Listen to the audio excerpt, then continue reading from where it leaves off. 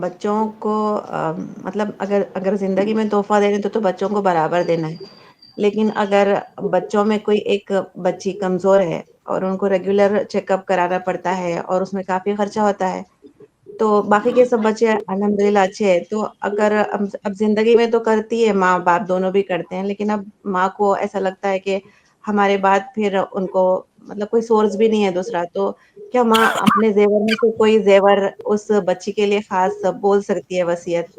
نہیں تو وارثوں کے لیے تو نہیں کرنا ہے نا وصیت. تو اس میں کیا ہے؟ دیکھیے، شریعت کے اندر دو الگ چیزیں ہیں. ایک ضرورت اور حاجت ہوتی ہے جو انسان کی اپنی ضروریات ہوتی ہیں، اور ایک ہبہ اور گفٹ ہوتا ہے. تو اگر کسی بھی اپنے اولاد میں سے کسی کو بھی اگر اپنی اولاد میں سے کسی کو بھی آپ اگر کوئی چیز ہبہ کے طور پہ دیتے ہیں تو سارے اولاد کو برابر دینا ہے، ہبہ یعنی گفٹ اور ہدیے کے طور پہ.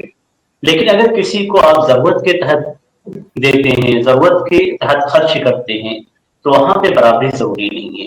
جیسے آپ نے ذکر کیا کہ کوئی ایک بچہ بیمار ہے یا ہینڈی کیپ ہے اور اس کو آگے زندگی کی ضرورت چاہیے، ضرورت ہے اسے، تو اس سلسلے میں زندگی میں ہی اسے دے دیا جائے اور مرنے کے بعد کی وصیت نہ کیا جائے. زندگی میں ہی اسے دیا جائے اور اس کی ضرورت کے تحت اسے دیا جائے گا تو باقی اولاد میں برابری کرنے کی ضرورت نہیں ہے. جیسے مثال کے طور پہ اس کے علاج کے لیے آپ 10-12 لاکھ دے دیتے ہیں اس کو، تاکہ میرے مرنے کے بعد وہ اپنی زندگی گزارتا رہے اور اس میں سے خرچ کرتا رہے اور علاج پہ خرچ ہوتا رہے. تو اس میں کوئی حرج کی بات نہیں ہے. اسی سلسلے میں حضرت بکر رضی اللہ تعالیٰ عنہ کی حدیث ہے کہ حضرت بکر رضی اللہ تعالیٰ عنہ نے نبی اکرم صلی اللہ علیہ وسلم کی وفات کے بعد حضرت عائشہ رضی اللہ تعالیٰ عنہ کو ایک باغ دیا تھا ان کے خرچ کے لیے، تاکہ ان کا خرچ اس سے چلتا رہے. تو انہوں نے اس کو قبضے میں نہیں لیا، انہیں ضرورت نہیں تھی، اس لیے وہ جو دیا گیا تھا ان کی ضرورت کے تحت انہوں نے خرچے کے طور پہ اپنے باغ سے لی نہیں، یعنی اپنے قبضے میں انہوں نے لیا نہیں.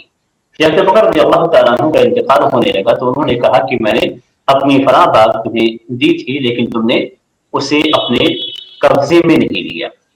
تو آج وہ وارثین کا مال ہے، تمہارا مال نہیں ہے.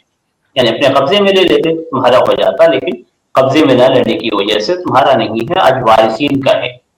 تو اس سے دلیل ملتی ہے کہ ضرورت کے تحت باپ اپنی کسی بھی اولاد کو، چاہے وہ غیر شادی شدہ بیٹی ہی کیوں نہ ہو، اس کو بھی ضرورت کے تحت شادی کے بعد بھی یا پھر شوہر کے انتقال کے بعد بھی ضرورت کے لیے رقم دے سکتا ہے، اور یا کوئی زمین دے سکتا ہے، یا اس طرح کی دیگر چیزیں بھی دے سکتا ہے. تو اس کی تقسیم نہیں کی جائے گی، اس کا معاملہ